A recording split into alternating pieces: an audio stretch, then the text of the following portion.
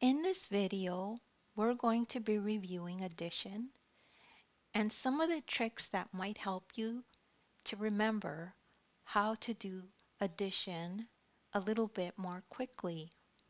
So if you have a problem like this one that says add 1 plus 9 equals blank, one way to do this is to remember the number line.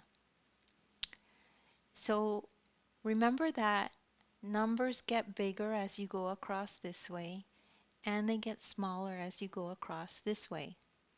So for this problem, 1 plus 9, it's good to imagine yourself on the bigger number.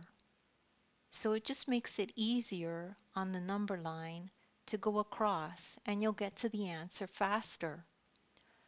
So 9 plus 1 equals 10.